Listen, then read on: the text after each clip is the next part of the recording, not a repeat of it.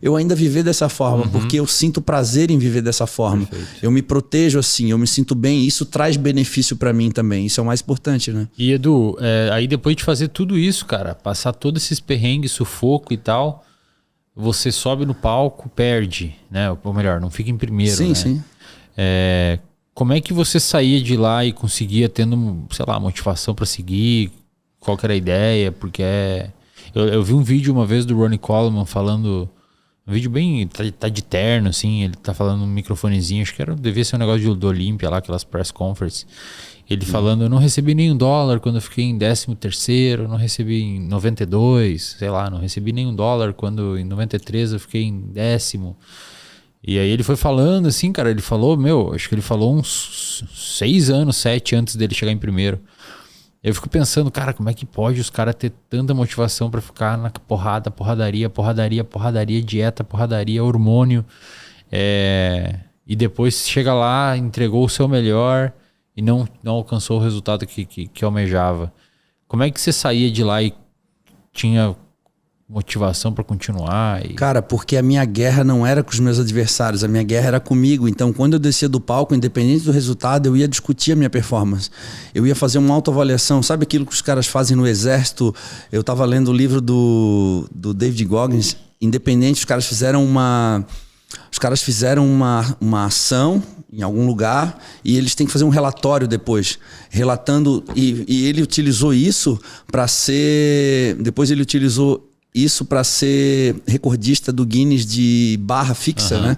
Porque ele ia pegando os episódios de fracasso dele e relatando, a próxima vez eu preciso melhorar a barra, a pegada da mão, o tempo de descanso vai ser menor. Ele foi fazendo relatório para tentar minimizar as falhas. Então, eu faço a mesma coisa. Quando eu saio do palco, cara, eu faço uma autoavaliação do meu desempenho, independente do resultado. Às vezes eu fico mais frustrado mesmo vencendo do que ficando em segundo, cara. Então, todas as vezes que eu desci do palco do Mr. Olímpia, cara, é muito louco falar isso, cara, porque eu sei que muita gente não deve entender. Isso, às vezes, quando a gente está imerso ali, a gente tem uma forma de pensar um pouco diferente de quem está de fora. Quem está de fora tem uma tendência a enxergar como torcedor, né? É igual o cara que chega depois de um jogo no vestiário, mesmo ele perdeu, ele pode estar feliz com o desempenho dele. Talvez o resultado não foi aquilo que ele esperava, mas o desempenho pessoal dele foi bom. É o que eu fazia. Eu descia do palco e falava, cara, eu tava incrível, essa performance foi muito boa. Por que eu perdi? Beleza, o cara estava melhor, também isso é algo que eu não consigo controlar. Se a gente começar a focar em variáveis que a gente não consegue controlar, cara, eu vou ser um ser humano frustrado. Então eu tentava avaliar o que eu poderia trazer de melhor no ano seguinte e automaticamente eu já começava a trabalhar. Então isso fazia com que eu me mantivesse motivado, porque a minha motivação era o tempo todo em querer me tornar melhor.